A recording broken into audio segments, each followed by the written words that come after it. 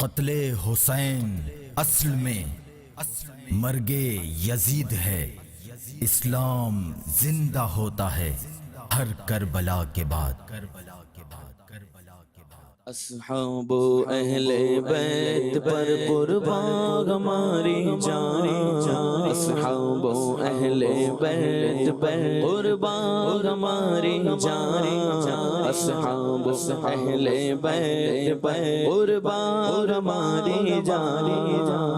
کیوں نہ ہو رتبہ بڑا اصحاب اہل بیت کا، کیوں نہ ہو رتبہ بڑا اصحاب اہل بیت کا، اے خدائے مصطفیٰ اصحاب اہل بیت کا، اصحاب اہل بیت پر قربان ہماری جان، اصحاب اہل بیت پر قربان ہماری جان۔ فدا کرو گے یا صدیق، فدا کا نفس یا عمر، فدا کا عینی یا عثمان، فدا کا قلبی یا حیدر، جانو فدائے اہل بیت، جانو فدائے اہل بیت، اصحاب اہل بیت پر قربان ہماری جان، اصحاب اہل بیت پر قربان ہماری جان۔ فضل رب سے دو جگہوں میں کامیابی پائے گا، فضل رب سے دو جگہوں میں کامیابی پائے گا۔ دل سے جوش جا ہوا اصحاب اہل بیت کا، اصحاب اہل بیت پر قربان ہماری جان، اصحاب اہل بیت پر قربان ہماری جان، اصحاب اہل بیت پر قربان ہماری جان۔ جینا مرنا ان کی الفت میں عطا ہو یا رب، اور رب جینا مرنا ان کی الفت میں گو یا رب، اور گو قرب جنت میں عطا اصحاب اہل بیت کا، اصحاب اہل بیت پر قربان ہماری جان، اصحاب اہل بیت پر قربان ہماری جان۔ حشر میں مجھ کو شفاعت کی عطا خیرات گو، حشر میں مجھ کو شفاعت کی عطا خیرات گو، واسطہ یا مصطفیٰ اصحاب اہل بیت کا، اصحاب اہل بیت پر قربان ہماری جان، اصحاب اہل بیت پر قربان ہماری جان۔ فدا کرو گے یا صدیق، فدا کا نفس یا عمر، فدا کا عینی یا عثمان، فدا کرو گے یا حیدر، جانو فدائے اہل بیت، جانو فدائے اہل بیت، اصحاب اہل بیت پر قربان ہماری جان، اصحاب اہل بیت پر قربان ہماری جان۔ یا الہی شکریہ عطار کو تو نے کیا، یا الہی شکریہ عطار کو تو نے کیا، شیر گومد گت سرا اصحاب اہل بیت کا، اصحاب اہل بیت پر قربان ہماری جان، اصحاب اہل بیت پر قربان ہماری جان۔ نور والے قبر میری حشر تک روشن رہے، نور والے قبر میری حشر تک روشن رہے، واسطہ تم کو شگا اصحاب اہل بیت کا،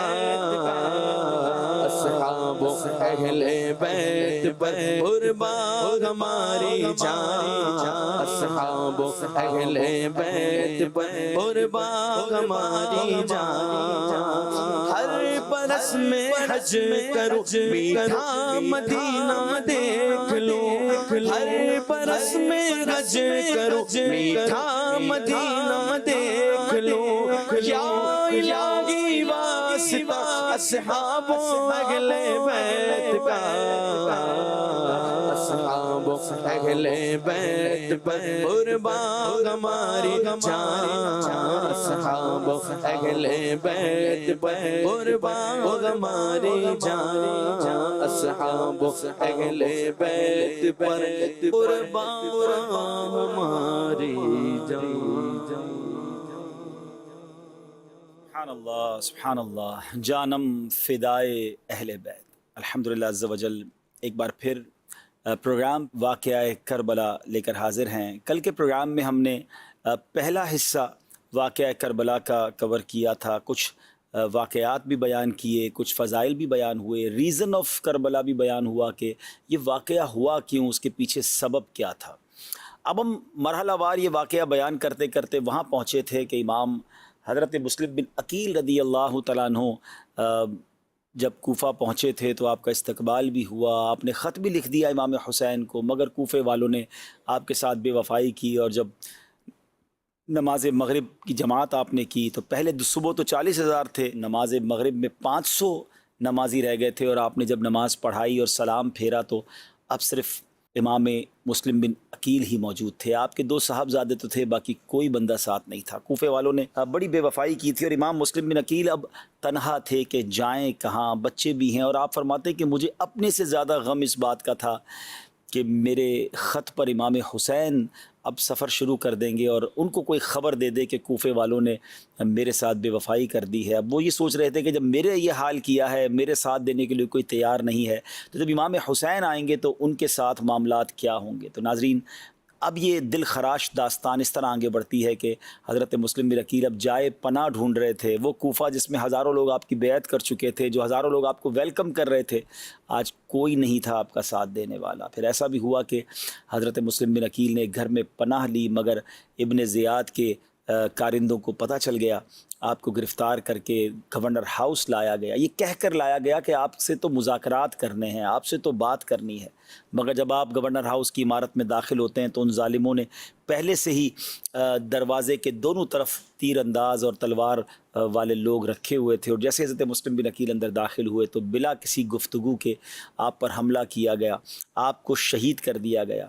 دونوں صاحبزادوں نے اپنی آنکھوں کے سامنے اپنے شفیق والد کے سر کو کٹتے دیکھا۔ جس طرح کا خوف ان پر طاری ہوا ہوگا وہ ہماری امیجنیشن سے بھی زیادہ ہے، مگر ان ظالموں کو ان بچوں پر بھی کوئی یوں سمجھے ترس نہ آیا، رحم نہ آیا۔ حضرت مسلم بن عقیل کے بچوں کو بھی شہید کر دیا گیا، اور جس ہانی بن عروہ کے گھر پہ آپ نے پناہ لی تھی ان کو بھی قتل کر دیا گیا، اور اس کے بعد شہیدوں کے سروں کو نیزوں پر چڑھا کر کوفے کی گلیوں میں گھمایا گیا۔ بے حیائی کے ساتھ، سنگ دلی کے ساتھ کوفے کے لوگوں نے مہمان کشی کا گویا عملی طور پر اعلان کیا۔ اب یہ سب کچھ جو ہو رہا ہے یہ 3 ذی الحجۃ الحرام ہے، ایگزیکٹلی یہ وہی دن ہے جس دن امام عالی مقام، امام عرش مقام مکہ پاک سے روانہ ہو رہے ہیں، یعنی جس دن حضرت مسلم بن عقیل کی شہادت ہو رہی ہے۔ اللہ کی قدرت کا نظارہ دیکھیں کہ ایگزیکٹلی یہ وہی دن تھا کہ حضرت امام حسین رضی اللہ عنہ اپنے قافلے والوں کے ساتھ مکے سے روانہ ہو رہے ہیں، اور وہاں جب مکے سے روانہ ہو رہے ہیں تو الوداعی طواف ہوتا ہے، خاندان اہل بیت کے لوگ، خاندان مصطفیٰ صلی اللہ علیہ وسلم کے لوگ الوداعی طواف کرتے ہیں، آہیں ہیں، سسکیاں ہیں، کعبے کے غلاف سے لپٹ لپٹ کر آنسو بہائے جا رہے ہیں۔ اور اس وقت بڑے بڑے صحابہ کرام علیہ رضوان نے اصرار کیا، امام حسین سے عرض کیا کہ حضور ایسا نہ کریں، آپ نہ جائیں، کوفے والوں میں یہ وفا نہیں ہے، آپ کے والد محترم بھی وہیں عراق میں ہی شہید ہوئے ہیں، آپ کے بھائی کو زہر بھی دیا گیا ہے، آپ مت جائیں کوفے۔ اب اس پہ بڑے بڑے نام ہیں، حضرت ابن عباس، حضرت ابن عمر، حضرت جابر، حضرت ابو سعید خدری اور دوسرے صحابہ کرام رضوان اللہ تعالیٰ علیہم مجمعین نے آپ کو بہت کوشش کی، بہت عرض کیا کہ حضور نہ کریں، آپ مت جائیں۔ مگر امام حسین کی بھی بات بڑی ویلڈ تھی کہ آپ نے کہا کہ پہلے تو کوفے کے لوگوں نے مجھے خط لکھے ہیں اور ایک دو نہیں سینکڑوں لیٹر آئے ہیں، تو اور وہ چاہتے ہیں کہ وہ میرے ہاتھ میں بیعت کریں، اور پھر میں نے اس بات کو کنفرمیشن کرنے کے لیے امام حضرت مسلم بن عقیل کو بھیجا، وہ وہاں گئے، وہاں ہزاروں لوگوں نے ان کے ہاتھ میں بیعت کر لی ہے، ان کا مکتوب مجھے مل چکا ہے کہ حضرت تشریف لائیے، ایوری تھنگ از کلیئر، سب بہتر ہے۔ تو پھر میرا نہ جانا کیا ہے؟ یعنی میں ان لوگوں کا ساتھ نہ دوں جو مجھے بلانا چاہتے ہیں؟ لیکن وہاں تو پانسا پلٹ چکا تھا نا ناظرین۔ حضرت مسلم بن عقیل نے جو مکتوب لکھا تھا وہ تو اچھے وقتوں میں لکھا تھا، مگر چند ہی دنوں میں کوفے والوں نے تو بے وفائی کر دی تھی۔ اور اب کیا ہوا؟ امام حسین 3 ذوالحجہ 60 ہجری کو اپنے اہل بیت، اپنے خدام، کل ملا کر یہ 82 لوگ تھے، 82 نفوس قدسیہ تھے، وہ راہ عراق کو روانہ ہو گئے ناظرین۔ اور اب جب امام حسین راستے میں تھے تو راستے ہی میں حضرت مسلم بن عقیل کی شہادت کی خبر بھی مل گئی۔ اب یہ کتنا بڑا یوں سمجھے دھچکا تھا کہ جس کو سفیر بنا کر بھیجا تھا، جس کے خط پر ہم جا رہے ہیں، انہی کو شہید کر دیا گیا۔ تھوڑی دیر کے لیے تو قافلہ رک گیا، مگر پھر سب کا مشورہ یہی ہوا کہ ہمیں سفر ترک نہیں کرنا چاہیے، ہمیں جانا چاہیے۔ دراصل تقدیر کا جو لکھا تھا وہ ہونا تھا، آپ کے مقدر میں جو فیصلہ تھا وہ پورا، رب کی وہ جو کہتے ہیں نا مشیت جو ہے وہ پوری ہونی تھی، تو امام حسین نے وہ سفر اختیار کیا۔ اب جب 2 منزل کوفہ رہ گیا تھا تو ایک یوں سمجھیے کہ گھڑ سوار نے اپنے 1000 گھڑ سواروں کے ساتھ، اپنے 1000 لوگوں کے لشکر کے ساتھ امام حسین کے لشکر کو انٹرسیپٹ کیا، روکا، اور ان کا نام تھا حر بن یزید ریاحی، اور اس کے ساتھ 1000 ہتھیار والے سوار بھی تھے۔ تو انہوں نے کہا کہ مجھے ابن زیاد نے بھیجا ہے اور آپ کے لیے کہا ہے کہ آپ کو اپنے ساتھ لے کر جانا ہے۔ تو امام حسین نے کہا کہ میں تو لڑائی کرنے آیا نہیں ہوں، مجھے کس بات کی وجہ سے آپ گرفتار کرنے آئے ہیں؟ میں تو تمہارے خطوط کی وجہ سے آیا ہوں، اور مجھے سینکڑوں خطوط لکھے گئے ہیں کوفہ کے لوگوں کی طرف سے۔ حر کہتا ہے مجھے تو معلوم ہی نہیں آپ کو خط لکھے گئے ہیں، ہمارا اس سے کوئی تعلق نہیں، ہمیں آرڈر ملا ہے، ہم آپ کے پاس آ گئے۔ امام حسین نے کہا ٹھیک ہے۔ امام حسین نے پہلے تو وہ خط دکھائے، کافی سارے خطوط دکھائے، اور پھر کہا کہ اگر پھر بھی تم مجھے نہیں جانے دینا چاہتے یا تم نہیں پسند کرتے ہو کہ میں کوفہ جاؤں تو مجھے راستہ دے دو، میں واپس چلا جاتا ہوں، میں لڑائی کرنے تو آیا نہیں۔ ناظرین یہ بات بڑی سمجھنے والی ہے کہ جس کو فائٹ کرنی ہو، جس کو لڑائی کرنی ہو، وہ بچے لے کے نہیں جاتا ساتھ، وہ فیملی کے لوگ لے کے ساتھ نہیں جاتا، وہ بغیر ہتھیار کے نہیں جایا جاتا۔ تو امام حسین تو آپ سوچیے ان کی ازمپشن کیا تھی، ان کی سوچ کیا تھی کہ وہاں تو ویلکم کیا جائے گا، وہاں تو لوگ بیعت کریں گے، حضرت مسلم بن عقیل کے ہاتھوں میں ہزاروں لوگوں نے بیعت کر لی ہے، تو آپ تو اس خیال سے جا رہے ہیں کہ وہاں جا کے اسلام کی دعوت، نیکی کی دعوت، لوگوں کی اصلاح کی باتیں کرنی ہیں، اور یہاں تو معاملہ ہی کوئی اور تھا۔ لیکن حر کے دل میں اہل بیت کی محبت بھی تھی، وہ بے ادبی نہیں کرنا چاہتا، وہ کہتا حضور میں مجبور ہوں، مجھے حکم ملا ہے، اس لیے مجھے اس پر عمل کرنا ہے۔ لیکن امام حسین رضی اللہ تعالیٰ یہ فرماتے رہے کہ مجھے واپس جانے دو۔ بہرحال نماز کا وقت ہوا تو امام حسین نے کہا میں نماز پڑھنی، اگر آپ اپنی نماز الگ پڑھنا چاہتے ہیں تو پڑھ لیں۔ تو کمال دیکھیں کہ حر کہتے ہیں کہ نہیں، نماز تو میں نے آپ ہی کے پیچھے پڑھنی ہے۔ امام حسین نے امامت کی، اپنے قافلے والوں کی بھی امامت کی، اور حر اور ان کے قافلے والوں نے بھی آپ کے پیچھے نماز پڑھی۔ مگر ابن زیاد کو کچھ کہتے نا بھنک پڑ گئی کہ حر وہ سختی نہیں کر پا رہے جو کرنی چاہیے، معاذ اللہ اس کا ارادہ تو کچھ اور تھا نا۔ تو اب حر ابن زیاد نے اپنے جاسوس بھیجے کہ جا کر دیکھو کہ حر کا امام حسین کے ساتھ معاملہ کیا ہے۔ اب پیغام یہ آیا کہ آپ یزید کے ہاتھ بیعت کر لیں یا پھر ہم آپ کو گرفتار کر لیں گے۔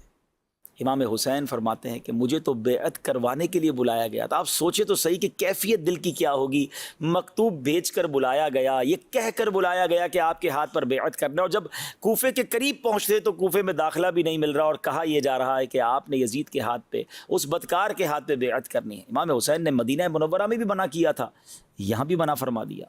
اور اب جب یہ اطلاع پہنچی ابن زیاد کو کہ وہ بیعت کرنے کے لیے تیار نہیں ہیں، تو اس بدبخت نے ایک اور لشکر بھیجا، اور اس لشکر کا سپہ سالار ابن سعد کو بنا کر بھیجا۔ اور ابن سعد جب نہیں چاہتا تھا کہ میں معاذ اللہ امام حسین کے شہادت یا ان کے قتل کا بوجھ اپنے سر پہ، وہ بڑی پس و پیش سے کام لیتا رہا، کہا سوچو تو صحیح کہ کس کے خلاف لڑائی ہو رہی ہے، یہ تو نواسہ رسول ہے، وہ نہیں چاہتا تھا کہ یہ گناہ اس سے ہو۔ مگر اب لالچ، آپ کو یاد رہے کہ ابن سعد اس وقت رے کا گورنر تھا، رے جو آج کل ایران کا شہر تہران ہے، تو اس کو یہ کہا گیا کہ ٹھیک ہے اگر تم نے لڑائی نہیں لڑنی، تم نے گرفتار نہیں کرنا یا تم نے ان کے ساتھ مقابلہ نہیں کرنا تو گورنر چھوڑ دو۔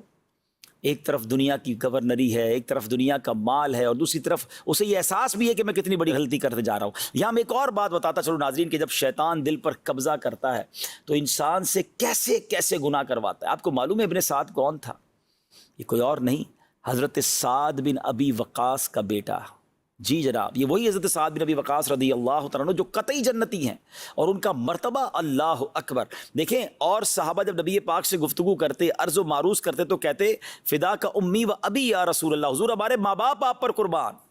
مگر غزوہ احد کا موقع ہے، حضرت سعد تیر چلا رہے ہیں، آپ کو تیر بہت زبردست چلانے آتے تھے، تو نبی پاک ان کے پیچھے سے انہیں تیر پکڑاتے جاتے تھے اور فرماتے تھے اے سعد تیر چلاؤ، تجھ پر میرے ماں باپ قربان۔ یعنی نبی پاک جس صحابی کے بارے میں یہ فرمایا اس کا مرتبہ کیا ہوگا۔ مگر انہی کے بیٹا جب شیطان دل پر قبضہ کرے، لالچ دل پر قبضہ کرے تو کیا کچھ نہیں کروا بیٹھتی۔ ایک بات پھر سمجھنی ہے کہ بیٹے کی خطا کی وجہ سے، بیٹے کے بدبخت ہونے کی وجہ سے کبھی بھی باپ کو برا بھلا نہیں کہا جائے گا۔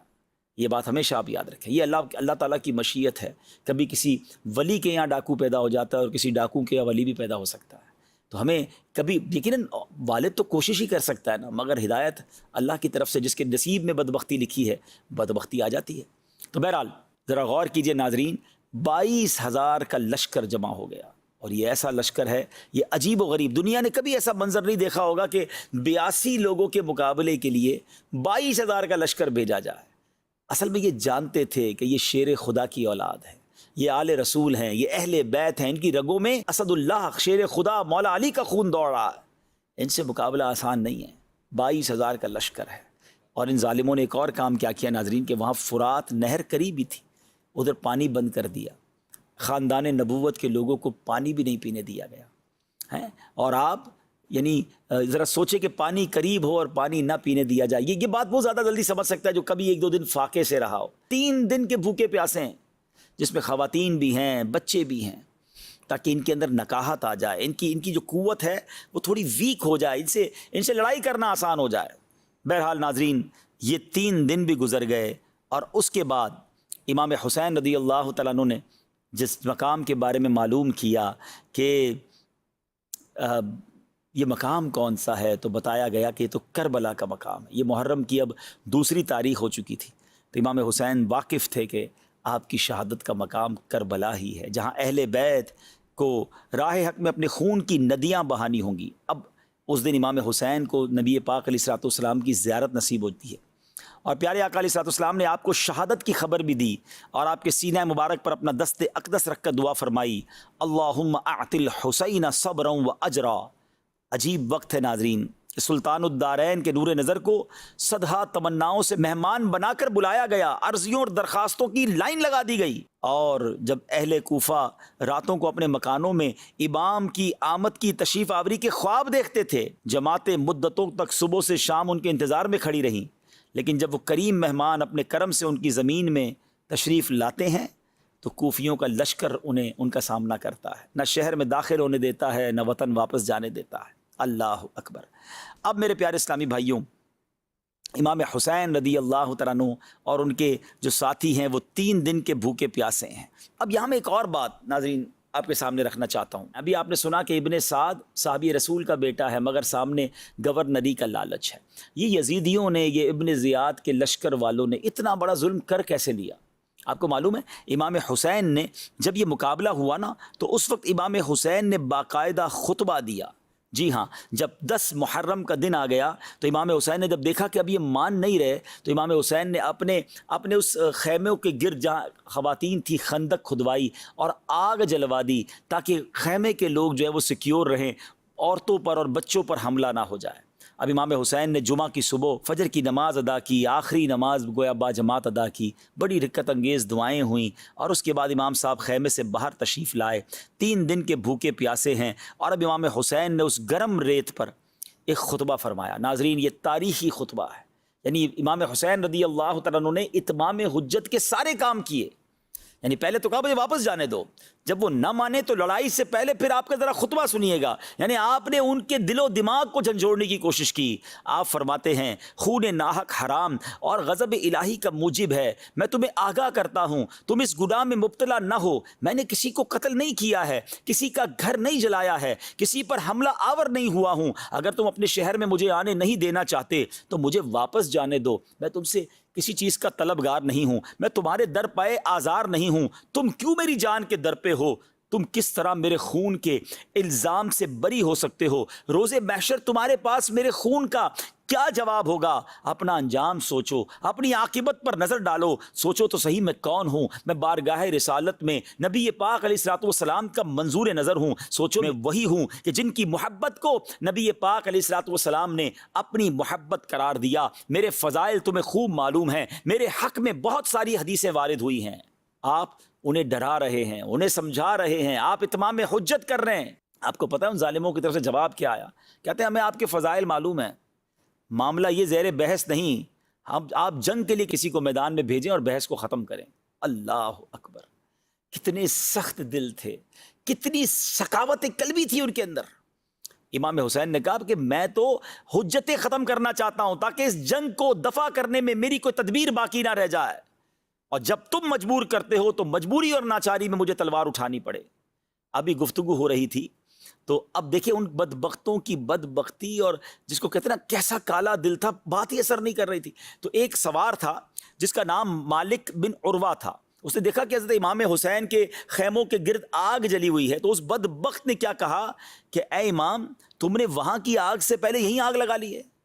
استغفر اللہ۔ امام حسین نے بڑے جلال میں کہا کذبت یا عدو اللہ، اے دشمن خدا تو کاذب ہے، تجھے گمان ہے کہ میں دوزخ میں جاؤں گا۔ یعنی وہ معاذ اللہ امام حسین کو یہ طعنہ دے رہا ہے کہ وہاں کی آگ سے پہلے آپ نے یہاں آگ جلا لی۔ حضرت امام کو اس قدر تکلیف ہوئی، آپ کے ایک ساتھی نے کہا کہ میں اس کا سر قلم کر دوں، آپ نے فرمایا نہیں، میں نہیں چاہتا کہ آج کی لڑائی ہماری طرف سے شروع ہو، کوئی یہ نہ کہے کہ ہم نے تلوار پہلے اٹھائی۔ بہرحال امام حسین نے دعا کی اللہ کی بارگاہ میں کہ اے اللہ عذاب نار سے پہلے اس گستاخ کو دنیا میں آگ کے عذاب میں گرفتار کر۔ اب کیا ہوا کہ وہی شخص جو یہ بات کہہ کر گیا تھا، اس کے گھوڑے کا پاؤں ایک سوراخ میں گیا، وہ گھوڑے سے گرا اور سیدھا خندق میں جا کر گر پڑا، اسی آگ میں جا کر خود جل گیا۔ یعنی امام حسین کی دعا یا دعائے ضرر کیسے قبول ہوتی، سارے یزیدی دیکھ رہے ہیں۔ ایک شخص معاذ اللہ جب حضرت امام نے کہا نا کہ جب اس کی آگ میں چلا گیا تو آپ نے فرمایا اللہ تیرا شکر ہے کہ تو نے اہل بیت کے بدخواہ کو سزا دی۔ تو ایک بدبخت کہتا ہے کہ آپ کو نبی پاک سے کیا نسبت ہے؟ ذرا سوچئے ناظرین، گستاخیاں یہ سب دیکھتے ہوئے بھی امام حسین کو بڑی تکلیف ہوئی، تو آپ نے فرمایا کہ یا اللہ اس بد زبان کو فوری عذاب میں گرفتار کر۔ اس کو فوراً حاجت پیش آئی، گھوڑے سے اتر کے بھاگا، جہاں حاجت کرنے گیا وہاں ایک بچھو نے اسے ڈنک مارا، زہر پھیلا، اسی گندگی میں لت پت ہو کر مر گیا۔ یہ ساری چیزیں آنن فانن اسی وقت ہو رہی ہیں ناظرین۔ اللہ اکبر۔ ایک شخص نے ایک اور بدبخت آ کر کہتا ہے کہ اے امام دیکھو دریائے فرات کیسی موجیں مار رہا ہے، تمہیں پھر بھی پانی نہیں ملے گا۔ اللہ اکبر، اور تم پیاسے ہلاک ہو جاؤ گے۔ امام حسین نے دعا کی اللہم امتہ عطشانا، یا رب اس کو پیاسا مار۔ ابھی امام کا دعا کرنا تھا کہ اس شخص کا گھوڑا بھاگا، یہ شخص اس گھوڑے کو پکڑنے بھاگا، اس کو پیاس غالب ہوئی، اس شدت سے پیاس لگی کہ العطش العطش، ہائے پیاس پکارتا رہا، جب پانی سے منہ لگاتا مگر ایک قطرہ نہ اتار پاتا، اور اسی پیاس میں آنن فانن مارا گیا۔ ناظرین یہ ساری کرامتوں کا جو ظہور ہو رہا تھا، یہ بھی ایک اتمام حجت تھی، یہ بھی ان یزیدیوں کو بتایا جا رہا تھا کہ مت کرو، تم اس سے لڑائی کرنے جا رہے ہو، تو اس پر حملہ کرنے جا رہے ہو، جو ہاتھ اٹھاتے ہیں تو بات پوری ہو جاتی ہے، جو نواسہ رسول ہیں۔ مگر ناظرین پھر بھی وہ نہ مانے۔ اب میں آتا ہوں اس سوال کی طرف، ریزن کیا تھا؟ یہ تو کلمہ پڑھنے والے تھے، یہ تو اللہ کو بھی مانتے تھے، اللہ کے رسول کو بھی مانتے تھے، ان کو یہ حدیثیں بھی معلوم تھی، مگر ریزن کیا تھا؟ پھر کیسے اتنا بڑا گناہ ہو گیا؟ یہ بات آج ہم سب نے سیکھنی ہے ناظرین۔ بات یہ ہے کہ جب شیطان دل پر حاوی ہو جاتا ہے نا، جب لالچ انسان پر قابو پا جاتی ہے، تو پھر انسان ایسے گناہ کرتا ہے کہ دنیا حیران ہو جاتی ہے۔ آج بھی ہم حیران ہیں کہ یزیدیوں کو سمجھ نہ آئی کر کیا رہے ہیں، کہ اللہ کو جواب کیا دیں گے، اللہ کے حبیب کو کیا جواب دیں گے، ساری دنیا لعنت کرے گی ان پر، لیکن نہیں آئی نا سمجھ۔ اچھا یہ ایسا نہیں ہے کہ صرف اس زمانے میں ایسے گناہ ہوئے، کہ آج کے زمانے میں آپ گناہ نہیں سنتے، جرائم نہیں آتے سامنے، 5 سال کے بچے کے ساتھ، 2-3 سال کی بچی کے ساتھ، ہیں فلاں واقعہ تو فلاں واقعہ، کسی نے کسی کے ہاتھ کاٹ دیے، ڈرل کر دیا، لوگ اپنی ماں کا قتل کر دیتے ہیں، اپنے والد کو مار دیتے ہیں. مطلب کبھی کبھی یہ واقعات سن کر جھرجھری آ جاتی ہے کہ کیا کوئی انسان بھی یہ کر سکتا ہے؟ لیکن ہو رہا ہے نا. اس کا مطلب کیا ہے کہ ایک لمٹ ہے ہماری. جب اس لمٹ کو بندہ کراس کرتا ہے نا اور شیطانی کاموں میں اتنا انوالو ہو جاتا ہے، لالچ اتنا غلبہ پا جاتی ہے کہ پھر انسان کی آنکھوں پر پردہ آ جاتا ہے. پھر وہ گناہ کرتا ہے، وہ جرم کرتا ہے جو رہتی دنیا حیران ہو جاتی ہے کہ کوئی کیا انسان بھی اتنا سخت دل ہو سکتا ہے. آئیے میں آپ کو ایک حدیث سناتا ہوں، بات ذرا اور کلیئر ہو جائے گی. پیارے آقا مدینے والے مصطفیٰ صلی اللہ تعالی وسلم فرماتے ہیں، اور یہ ترمذی کی حدیث ہے، 2 بھوکے بھیڑیے بکریوں میں چھوڑ دیے جائیں، وہ اتنا نقصان نہیں پہنچاتے جتنا کہ مال و مرتبے کا لالچ انسان کے دین کو نقصان پہنچاتا ہے. اب سوچیں 2 بھوکے بھیڑیے ہوں بکریوں میں چھوڑ دیں، چیر پھاڑ کر رکھ دیں گے نا. وہ اتنی چیر پھاڑ نہیں کرتے جتنا ہمارا دین برباد ہو سکتا ہے اگر دل میں لالچ ہے، مال کی، دنیا کی، مرتبے کی. آج کس کو نہیں ہے لالچ؟ یہ مال ہی کی لالچ میں تو ملاوٹ ہو رہی ہے نا، دوائیوں میں ملاوٹ. بندے کو یہ احساس نہیں کہ بندہ مر جائے گا دوائی کھا کر، کہتا مر جائے مجھے پیسے چاہیے. مگر یہ پیسے کدھر جائیں گے، کدھر لے جاؤ گے؟ جو ملاوٹ کر کے، ظلم کر کے، ڈکیتیاں ڈال کر، چوری کر کے بیچارہ بندہ تنخواہ لے کے نکلتا ہے، لوگ اس کی تنخواہ چھین کے چلے جاتے. پتہ نہیں کہ وہ پورا مہینہ کتنی بددعائیں دے گا، اس کا حال کیسے گزرے گا. یہ پیسے کیا کرو گے، کیسے کھاؤ گے ان پیسوں کو؟ یہ ظلم کرنے والا نہیں سوچتا جو زمینوں پر قبضہ کر لیتے ہیں، کسی کا مال دبا لیتے ہیں، کسی کا جناب کسی کی چیز ہتھیا لیتے ہیں اور کہتے ہیں میرا کوئی کچھ نہیں بگاڑ سکتا. تمہاری بھول ہے. ہاں یہ یزید بھی یہی کہتا تھا نا. کتنے سال اقتدار ملا اسے؟ 3 سال کچھ مہینے، پھر برباد، ایسی گندی موت مارا گیا. ساری دنیا اسے قیامت تک لعنت کر رہی ہے. تو یہ کیا ہے؟ یہ لالچ اور یہ حرام کی چیزیں کام نہیں آتی. خدا را ڈریے اس چیز سے اور اپنے آپ پر سیٹسفائی نہ رہیں کہ میں بڑا نیک، میں بڑا پارسا. ارے بھائی یہ بری صحبتیں، یہ گناہوں کی عادتیں، یہ چھوٹے چھوٹے ہی گناہ بندے کو بڑے گناہ کی طرف لے جاتے ہیں. یہ دل کالا ہوتا جاتا ہے. ایک اور آپ روایت سنیے کہ حضرت سیدنا حسن بصری سے روایت ہے کہ حب الدنیا رأس کل خطیئۃ، یعنی دنیا کی محبت ہر برائی کی جڑ ہے. یہ شراب ہے نا، شراب، یہ ام الخبائث سے کہا گیا. یہ ایک شراب بندہ پیے، پھر اس کو نہ ماں کا پتہ نہ بہن کا پتہ. بڑے بڑے گناہ لوگ شراب پی کے کر جاتے ہیں. اب تو پتہ نہیں طرح طرح کے نشے آ گئے. نوجوان لڑکے یونیورسٹیوں میں لڑکے لڑکیاں جو ہے وہ شراب پی رہی ہیں اور وہ پی رہے ہیں اور پتہ نہیں نشے کر رہے ہیں اور کوئی روکنے والا نہیں ہے. اور وہ سمجھتے ہیں کہ کچھ نہیں ہوتا، تھوڑا سا ہی ہے دوائی. اب تو نئی نئی باتیں شروع ہو گئی جناب. یہ تو ایک طرح سے جڑی بوٹی ہے، یہ تو جناب تھوڑی سی میڈیسن ہے. کس نے کہہ دیا یہ نشہ ہے؟ ارے جناب اسی سے تو لوگ آگے بڑھتے بڑھتے پھر ہمیں گندی نالیوں پہ گرے ہوئے نظر آتے ہیں، اپنا جسم بیچتے ہوئے نظر آتے ہیں، اپنے بڑے بڑے گناہ کرتے نظر آتے ہیں. اب تو کیا کچھ انٹرنیٹ پر ڈارک ویب سائٹ اور پتہ نہیں کیا کیا ہم سن رہے ہیں. یہ سب کیا ہو رہا ہے؟ یہ سب شیطان نے ان کے دل مٹھی میں لیے ہوئے ہیں. ان سے وہ جرائم کروا رہے ہیں جو ہمارے تصور بھی نہیں ہم کر سکتے. ہم زبان سے اس کو بیان بھی نہیں کر سکتے. ہم کہتے ہیں یزیدیوں نے کیا، یقیناً بہت غلط کیا، برباد ہو گئے وہ لوگ، ہو بھی چکے اور آئندہ بھی ہوں گے. مگر آج کون سا کام ٹھیک ہو رہا ہے؟ آج بھی تو یزیدی طریقے پر لائف گزر رہی ہے، آج بھی تو شیطان کی باتیں مانی جا رہی ہیں. خدا را اپنے آپ کو بچائیے، اچھی صحبتیں اپنائیے، صحابہ اور اہل بیت کی محبت کی باتیں کیجیے. آج ہمیں اپنے صحابہ، اپنے اہل بیت بزرگوں سے، اللہ والوں سے دور کرنے کی سازش کی جا رہی ہے. طرح طرح کے لوگ آ گئے جناب دین کی انٹرپریٹیشن کرنے، اور وہ چاہتے ہیں کہ کسی طرح ہماری اساس ہی ختم ہو جائے، ہمارا لنک ختم ہو جائے. پہلے صحابہ وہ اصل میں اللہ رسول کے خلاف بات کر نہیں پاتے، تو وہ کہتے ہیں صحابہ کے خلاف بات کرو، اولیاء کے خلاف بات کرو، اہل بیت کے خلاف بات کرو، تاکہ یہ لوگ ان سے محبت نہ کریں اور آخرکار پھر اللہ رسول کو بھی چھوڑ دیں گے. یہ ہم سے ہمارا دین چھڑوانے آئے ہیں، یہ کسی ایجنڈے پر آئے. سمجھیں بات کو، ان سازشوں کو سمجھیں. اور میرے اعلیٰ حضرت امام اہل سنت نے تو 100 سال پہلے سمجھا دیا تھا کہ سونا جنگل، رات اندھیری، چھائی بدلی کالی ہے، سونے والو جاگتے رہیے، چوروں کی رکھوالی ہے. یہ رکھوالی کرنے والے ہی چور ہیں. آنکھ سے کاجل صاف چرا لیں یا وہ چور بلا کے ہیں، تیری گٹھڑی تاکی ہے اور تو نے نیند نکالی. بہرحال اللہ کرے کہ ہم سمجھ جائیں اور ان بری صحبتوں سے بچیں، اور یزیدیوں نے یہ جو بڑا جرم کیا اس کی وجہ کو سمجھیں. یہ کلمہ پڑھنے والے مسلمان کہلانے والے تھے، مگر پیسے کے لالچ نے، اقتدار کے لالچ نے، ہوس دنیا کی لالچ نے ان سے وہ کروا دیا جو عقل بھی کام نہیں کرتی.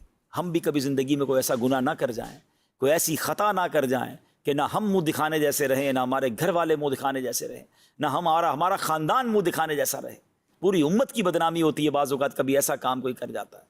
تو اپنے آپ کو بچائیں، توبہ کرتے رہیں. اے اللہ ہمیں نفس و شیطان کے واروں سے بچا، ساری زندگی حسینی طریقے پر زندگی گزارنے کی توفیق عطا فرما. امام حسین کا خطبہ بھی مکمل ہو گیا ناظرین، مگر وہ ظالم نہ مانے اور اب انہوں نے کہا کہ کسی کو لڑائی کے لیے بھیجا جائے. مگر اب ایک عجب واقعہ ہوتا ہے کہ آس پاس کے گاؤں کے لوگوں کو پتہ چل گیا تھا کہ اہل بیت کے لوگ آئے ہیں.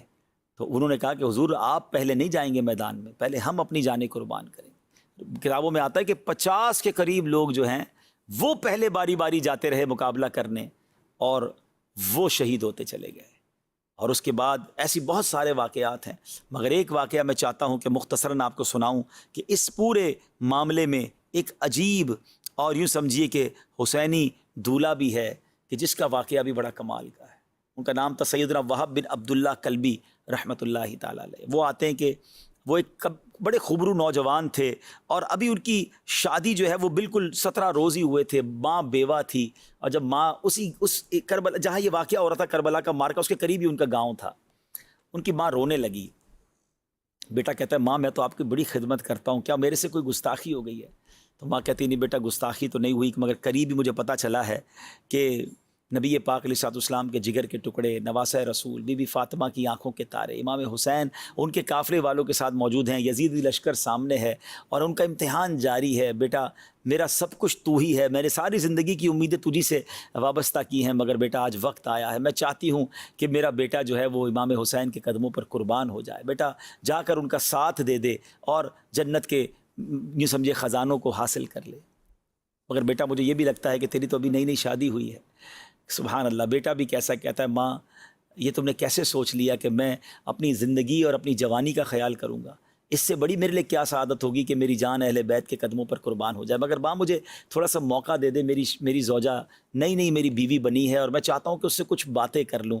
تو ماں کہتی بیٹا تو اس کی طرف جائے گا، اس کی باتیں سنے گا، عورت تو ناقص العقل ہوتی ہے، وہ شاید تیرے ارادے کو چینج کر دے.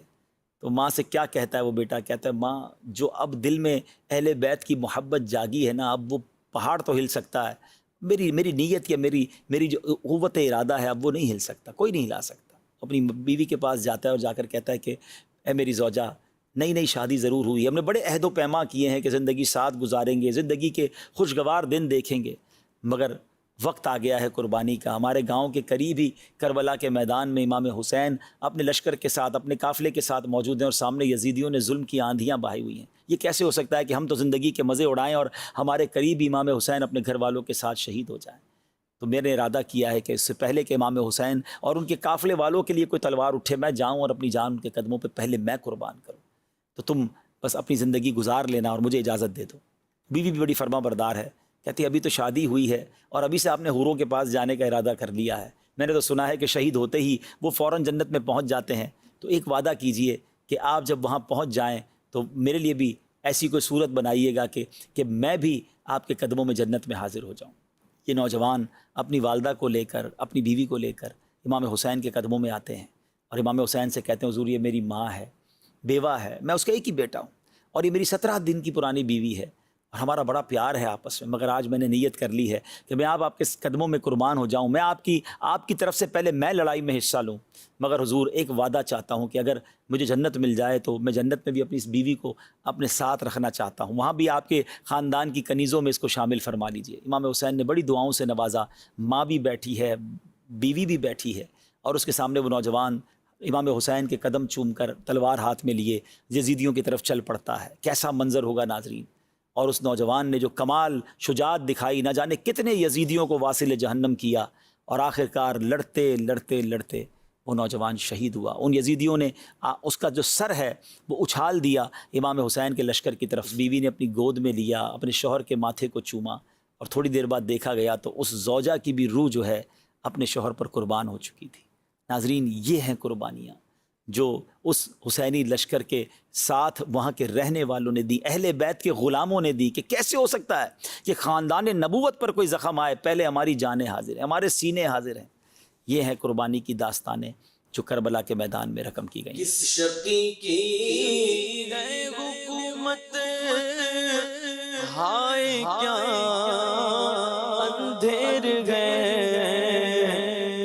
شقی کی ہے حکومت، ہائے کیا اندھیر ہے، دن دہاڑے لٹ رہا ہے کاروان اہل بیت، دن دہاڑے لٹ رہا ہے کاروان اہل بیت، خشک ہو جا خاک ہو کر خاک میں مل جا فرات، خشک ہو جا خاک ہو کر خاک میں مل جا فرات، خاک تجھ پر دیکھ تو سوکھی زبان اہل بیت۔ اب یہ جب سارا معاملہ ہو رہا تھا اور اہل بیت کے نوجوان جنگ میں سامنے آتے، اس سے پہلے غلامان اہل بیت قربانیاں دے رہے تھے، اب وہاں ایک عجب معاملہ ہوا۔ وہ شخص جس نے سب سے پہلے امام حسین کے قافلے کو انٹرسیپٹ کیا تھا، کوفہ نہیں جانے دیا تھا، 1000 گھڑ سواروں کے ساتھ جا کر اس نے یوں سمجھیے کہ روکا تھا، وہ کون تھا؟ حر بن یزید۔ اچھا حر نے کیا کیا کہ حر نے جب یہ سارا منظر دیکھا نا تو حر کی کیفیت بدلنے لگی، اور حر بڑا بے چین تھا، مضطرب تھا، وہ جانتا تھا یہ نواسہ رسول ہے، وہ بیان بھی سن چکے تھے، وہ تقریر بھی سنی تھی انہوں نے۔ تو حر جو ہے وہ بڑی بے چینی کے ساتھ ابن سعد کے پاس جاتا ہے، کہتا ہے اے ابن سعد، تم سوچو نواسہ رسول سے جنگ کرو گے تو نبی پاک کو کیا جواب دو گے؟ عمر بن سعد کے پاس جواب تو کوئی تھا نہیں، وہ وہاں سے ہٹ کر پھر میدان میں چلے جاتے، بدن کانپ رہا تھا، پریشان تھے۔ تو حضرت حر کے بھائی تھے مصعب بن یزید، انہوں نے کہا کہ تم تو بڑے سپہ سالار، بڑے بہادر، بڑے جرنیل، بڑی بڑی جنگیں لڑی ہیں، سامنے چھوٹا سا لشکر ہے، تمہارا حال کیا ہو گیا ہے؟ اتنے گھبرا کیوں گئے ہوتے، ڈر کیوں رہے ہو؟ تو حر کہتا ہے برادر، یہ مصطفیٰ علیہ السلام کے فرزند سے جنگ ہے، اپنی عاقبت سے لڑائی ہے، میں جنت اور دوزخ کے درمیان کھڑا ہوں، دنیا پوری قوت کے ساتھ مجھے جہنم کی طرف کھینچ رہی ہے، مگر میرا دل اس کی ہیبت سے کانپ رہا ہے۔ ابھی یہ بھائی سے بات ہی کر رہے تھے کہ ادھر سے امام حسین نے آواز لگائی، ہے کوئی جو آج آل رسول پر اپنی جان قربان کرے اور نبی پاک علیہ السلام کے حضور میں سرخروئی پائے؟ بس یہ اعلان ہونا تھا، اور حر کو گویا ایک راستہ مل گیا کہ تکلیف تو میں نے بڑی پہنچائی ہے، روکا تو میں نہیں تھا، پانی تو میں نے نہیں پینے دیا تھا، مگر شاید کریم ہے معاف فرما دیں۔ گھوڑا دوڑایا، ذرا امیجن کریں، ایک طرف 22,000 کا لشکر، ایک طرف 82 لوگ ہیں، اور حضرت حر بن یزید دوڑتے ہوئے جو ہے نا اپنا گھوڑا دوڑاتے ہوئے امام حسین کے پاس پہنچ جاتے۔ ایوری بڈی شاکڈ، آپ کے یزید کے لشکر کے سارے لوگ حیران ہیں کہ حر کیا کر رہا ہے، اور آپ وہاں جا کر امام حسین سے کہتے ہیں کہ کیا مجھے معافی مل سکتی ہے؟ میں نے آپ کو روکا، میں نے آپ کو تکلیف دی، مگر مجھے سمجھ آ گئی ہے کہ میں غلط تھا، میں آج اپنی جان آپ کے قدموں پہ قربان کرنا چاہتا ہوں، مجھے معاف فرما دیجیے۔ امام حسین تو کریم تھے، آپ نے کہا کریموں کے در سے معافی ہی ملا کرتی ہے۔ اب حر نے کہا کہ حضور اب میں پہلے جاؤں گا اور اپنی جان آپ کے لیے قربان کروں گا۔ اور جب حضرت حر وہاں جاتے ہیں سامنے والوں کی طرف لڑنے کے لیے، تو سارے یزیدی اس کو تانے دیتے کہ تو نے کیا کیا، اتنا بڑا لشکر چھوڑ دیا، اتنا مال و متا چھوڑ دیا، اتنی بڑی تم نے جو ہے وہ دنیا کی رنگینیاں چھوڑ دیں۔ اللہ اکبر۔ تو حر پتہ ہے کیا جواب دیتے ہیں کہ اللہ اکبر، وہ کہتے ہیں کہ میں یہ خوب جانتا ہوں کہ میں نے کیا کیا ہے، میں نے گلستان رسول کے اس مہکتے پھول پر جان قربان کرنے کی جو ہے وہ نیت کر لی، اور میں جانتا ہوں کہ نبی پاک کی غلامی سے بڑھ کر کوئی دولت نہیں ہے۔ اب جناب حملہ ہوتا ہے، حر کئی لوگوں کو یوں سمجھے کاٹ کے رکھ دیتے ہیں، مگر آخر کار حضرت حر بھی شہید ہو جاتے ہیں۔ ذرا سوچئے کہ اب حضرت حر رضی اللہ تعالی عنہ کہلاتے ہیں، اب حضرت حر کا مزار موجود ہے۔ یزیدیوں کا نام لینے والا کون ہے؟ مگر وہ ایک فیصلہ، وہ ایک ڈیسیشن، وہ ایک رائٹ ٹائم ڈیسیشن تھا کہ یزید کے لشکر سے نکلے اور جنتی لشکر میں شامل ہو گئے۔ شاعر کہتے ہیں نا، یہ نعرہ حر کا تھا جس وقت فوج شام سے نکلا، کہ دیکھو یوں نکلتے ہیں جہنم سے خدا ور۔ ناظرین، یہاں میں ایک بات کرنا چاہوں گا، حضرت حر نے ہاتھ پیر کانپ رہے تھے، گھبراہٹ تھی، جنت بھی ہے سامنے، دوزخ بھی ہے، دوزخ کے ساتھ پیسہ بہت تھا، حرام کے ساتھ بڑا اقتدار بھی تھا، بہت مزے بھی تھے لائف کے، سامنے شہادت تھی، انہیں پتا تھا کہ میں بچوں گا نہیں، میں اگر سامنے چلا گیا امام حسین کی طرف گیا تو وہاں شہادت ہی ہے، مگر انہیں پتا تھا کہ یہاں جی گیا تو مر جاؤں گا، وہاں مر گیا تو جی جاؤں گا۔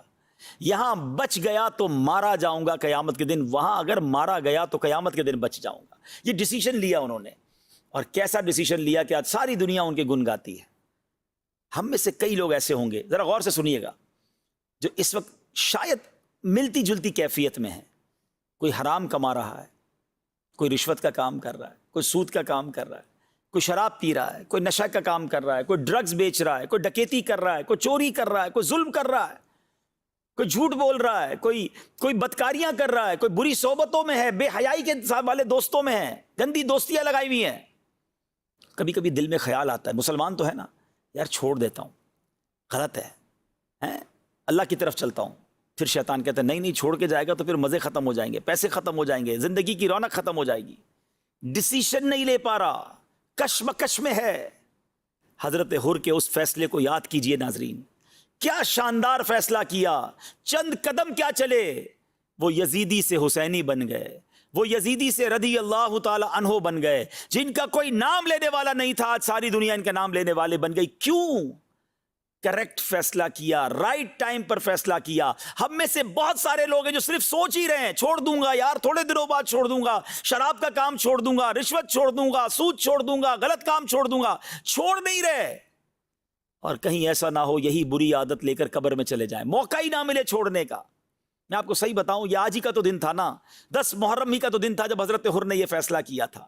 کیا آج میں اور آپ یہ فیصلہ نہیں کر سکتے؟ This is the right day for the right decision۔ بہترین موقع ہے اچھا فیصلہ کرنے کا۔ آؤ نا آج فیصلہ کر لیں کہ میں چل پڑتا ہوں اللہ کی رحمت کی طرف، میں چھوڑ دیتا ہوں حرام چیزیں، میں چھوڑ دیتا ہوں حرام کمائی، میں چھوڑتا ہوں حرام صحبتیں۔ تم ایک کام غلط چھوڑو تو صحیح، وہ رب کی رحمت تم پر برسنا شروع ہو جائے گی، حلال کے دروازے کھل جائیں گے، سکون کے دروازے کھل جائیں گے، برکت کے دروازے کھل جائیں گے۔ کب تک سوچتے رہو گے کہ کروں یا نہ کروں؟ ارے کر لو آج۔ آج حضرت حر کا وہ پیغام، کربلا کا میدان ہم سب کو پکار رہا ہے کہ آ جاؤ اللہ کی طرف، چھوڑ دو یہ برے کام۔ بلکہ اگر مجھے کوئی غیر مسلم بھی سن رہا ہے نا، میں تو اس کو بھی دعوت دیتا ہوں، آ جاؤ اسلام کی طرف، آ جاؤ میرے اللہ کے دین کی طرف، یہی راہ نجات ہے، یہی آخرت کے لیے تم سب کے لیے بھی۔ ایسے مجھے معلوم ہے کہ کئی لوگ ہیں جو مسلمان نہیں ہیں مگر کربلا والوں سے محبت کرتے ہیں۔ اگر کربلا والوں سے محبت کرتے ہو تو ان کے خدا سے بھی محبت کر لو نا، وہ جس کا کلمہ پڑھتے ہیں اس نبی کا کلمہ بھی پڑھ لیجئے نا۔ آ جائیے، تو آج موقع ہے چل پڑنے کا، چھوڑیے بری چیزیں اور نیکی کی طرف چل پڑیے۔ یہ کر لیا حضرت حر نے اور کامیاب ہو گئے۔ ناظرین، اب حضرت حر بھی شہید ہو گئے۔ اب ایک ایک کر کے خاندان نبوت کے، خاندان رسالت کے چشم و چراغ جانے لگے، ہاتھ میں تلوار لیتے اور پشتوں کے پشتے لگا دیتے۔ ابن سعد کا یہ کہنا ہے کہ اگر ہم کوئی فریب نہ لاتے، ہم پلاننگ غلط نہ کرتے، ایک ساتھ حملہ نہ کرتے، ان کو بھوکا پیاسا نہ رکھتے، تو شاید 22,000 کا لشکر بھی ان پہ قابو نہ پا سکتا تھا، کیونکہ یہ ذوالفقار چلانے والے مولا علی کی اولاد میں سے تھے، ان کی رگوں میں مولا علی کا خون چلتا تھا، وہ فاتح خیبر کی اولاد تھے۔ ایک ایک کر کے خاندان نبوت کے چشم و چراغ شہید ہوتے گئے، اور پھر علی اکبر نے اجازت چاہی۔ علی اکبر کون ہیں؟ امام حسین کے بڑے صاحبزادے، ہم شکل مصطفیٰ ہیں، جوان۔ امام حسین نے ان کو بھی اجازت دی، اور انہوں نے کئی یزیدیوں کو ان کے سر کاٹے، ان کو تہو تیغ کیا، خاک میں خون آلود کیا، مگر آخر کار بھوک بھی تھی، پیاس بھی تھی، نکاہت بھی تھی، آپ بھی زخموں سے چور چور ہو کر شہید ہو گئے۔ اب آپ کے گھر والوں نے دیکھا کہ علی اصغر بہت رو رہے ہیں، 6 مہینے کے ہیں، پیاسے ہیں، 3 دن سے بچہ پانی نہ پیے تو کیا حال ہوگا، دودھ بھی ختم۔ تو کہا کہ چلو ان کو تو آپ لے جائیں اور جا کر ان کو تو یہ بدبخت پانی پینے دیں گے۔ تو امام حسین انہیں ہاتھ میں لے کر باہر آتے ہیں اور کہتے ہیں مجھے نہ دیں، صرف اس کو پانی دے دیں۔ مگر ان بدبختوں کی بدبختی دیکھیں کہ ایسا تیر تاک کر چلایا کہ حضرت علی اصغر کے گلے میں پیوست ہو گیا، پیاسا گلا، پانی تو نہ دیا مگر شہید کر دیا۔ امام حسین جب واپس آنے لگے نا تو خاندان کے لوگ سمجھے کہ پانی مل گیا، جبھی تو پرسکون لیٹے ہیں ہاتھ میں، ہیں جبھی تو لگتا ہے کہ ہل بھی نہیں رہے، رو بھی نہیں رہے، تو لگتا ہے پانی مل گیا ہے۔ تو گھر والوں نے پوچھا کہ کیا پانی مل گیا؟ تو امام حسین فرماتے ہیں کہ جام کوثر پینے، کوثر سے سیراب ہونے نانا جان کے پاس علی اصغر روانہ ہو گئے۔ آئے ہائے ہائے، آپ سوچیں یہ کیسا ظلم ہے۔ اور اب اس کے بعد امام حسین کی باری تھی، 10 محرم ہی کا دن تھا۔ امام حسین اب اس قافلے میں آخری بچتے ہیں عابد بیمار کے بعد، کیونکہ حضرت عابد بیمار تو بیمار تھے، حضرت امام زین العابدین مولا حضرت امام حسین اب ذوالفقار تلوار لے کر جاتے ہیں اور بہت سارے یزیدیوں کو خاک و خون میں نہلا دیتے ہیں۔ جس طرف رخ کرتے ہیں لشکر کا لشکر تہو تیغ ہو جاتا ہے، مگر آخر کار آپ بھی پیاسے تھے، کئی دنوں کے پیاسے تھے، زخموں سے چور چور ہو کر آپ بھی شہید ہو جاتے ہیں۔ ان ظالموں کو اس پر بھی بس نہیں ہوتی، آپ کا سر انور تن سے جدا کر کے وہ ظالم نیزے پر اٹھاتے ہیں، مگر ناظرین جب ان کا سر انور نیزے پر اٹھایا جاتا ہے تو اس وقت بھی آپ کا سر انور تلاوت قرآن کر رہا ہوتا ہے۔ اللہ اکبر۔ امام حسین نے کربلا کے میدان میں آپ کے قافلے والوں نے نمازیں بھی ادا کی، اور نیزے پر جو سر انور نے تلاوت کی، یہ سب ہمارے لیے میسج ہے۔ عبادت ہو تو ایسی ہو، تلاوت ہو تو ایسی ہو، سر شبیر تو نیزے پہ بھی قرآن سناتا ہے۔ اب ذرا سوچیں کہ ہم حسینی بھی کہلائیں، پنجتن کے غلام بھی کہلائیں، نہ ہمیں نماز پڑھنے کا شوق، نہ تلاوت قرآن کا شوق، بتائیں نا یہ کیسی غلامی ہے۔ امام حسین تلوار کے سایوں میں نماز پڑھیں، ہم اپنے بیڈ روم میں رہیں اور ہماری فجر کی نماز قضا ہو جائے، ہم آفس میں جائیں تو ظہر عصر مغرب قضا ہو جائے، ہم دوستوں میں جائیں تو عشاء قضا ہو جائے۔ یہ کیسی حسینیت ہے، یہ کیسی پنجتن پاک کی غلامی ہے۔ ان کا سر انور تو نیزے پہ تلاوت کرے اور ہمیں تلاوت قرآن کرنا ہی نہ ہے۔ یا بڑی تعداد ہم میں وہ ہے جو پورا سال قرآن نہیں پڑھتی ہے۔ نہ کرے ناظرین ایسا، خدا را حسینیت، اگر حسینی واقعی بننا ہے نا تو نماز کے پابند بنے، قرآن کے پابند بنے، ظلم سے دور رہیں۔ یزیدی ظالم تھے نا، ہم کہتے ہیں ہم ظالم نہیں ہیں، ہم سمجھتے کسی کا قتل کرنا ہی ظلم ہے۔ ارے کسی کو برا بھلا کہنا بھی تو ظلم ہے، کسی کا دل دکھانا بھی تو ظلم ہے، کسی کا مال دبا لینا بھی تو ظلم ہے، کسی پر روب جمانا بھی تو ظلم ہے۔ ظلم کی تو بہت ساری قسمیں ہیں نا۔ امام حسین مظلوم تھے، یزیدی ظالم تھے۔ ہم مظلوم بن جائیں مگر ظالم نہ بنیں۔ لوگ کہتے ہیں میں کیسے مظلوم بن جاؤں، مجھ پر ظلم ہوا ہے میں تو بدلہ لوں گا، میں تو اینٹ کا جواب پتھر سے دوں گا۔ تو پھر کیسے حسینی ہیں؟ ہمارا کام بدلہ لینا نہیں، ہمارا کام معاف کرنا ہے، ہمارا کام درگزر کرنا ہے، ہمیں ہماری وجہ سے کسی مسلمان کو تکلیف نہ پہنچے۔ تو بہرحال کربلا کا واقعہ آپ نے سنا، بہت کچھ پیغام دیتا ہے یہ کربلا کا میدان۔ نماز کا پیغام دیتا ہے، صبر کا پیغام دیتا ہے، تلاوت کا پیغام دیتا ہے، لالچ اور دنیا کے اقتدار اور مال کی لالچ سے بچنے کا پیغام دیتا ہے، اللہ کی رضا پر راضی رہنے کا پیغام دیتا ہے۔ اللہ کرے کہ ان میسیجز کو ہم ریسیو کریں اور اپنی زندگی میں یہ بدلاؤ لائیں۔ اللہ مجھے بھی عمل کرنے کی توفیق دے، آپ کو بھی توفیق نصیب فرمائے۔ آخر میں منقبت میں تو پنجتن کا غلام ہوں، اس کے دو اشعار سن کر ہم اپنے پروگرام کو ختم کرتے ہیں۔ صلو علی الحبیب صلی اللہ تعالی علی محمد صلی اللہ علیہ وسلم۔ میں تو پنجتن کا غلام ہوں، میں تو پنجتن کا غلام ہوں، میں تو پنجتن کا غلام ہوں، میں غلام خیر الانام ہوں، میں تو پنجتن کا غلام ہوں، میں تو پنجتن کا غلام ہوں، میں تو پنجتن کا غلام ہوں۔ کیسے تن سے وہ سر جدا جگہ عشق گو بگی کربلا میری بات اون کی بات گئے میرے سامنے وہی ذات گئے، وہی جن کو شیر خدا کہے، جنہیں باب صلی علی کہے، وہی جن کو آل نبی کہے، وہی جن کو ذات علی کہے، وہی پختہ ہے میں تو خام ہوں، میں تو پنجتن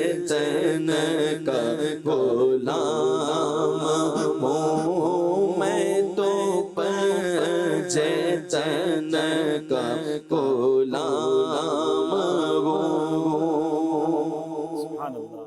قتل حسین اصل میں مرگ یزید ہے. اسلام زندہ ہوتا ہے ہر کربلا کے بعد.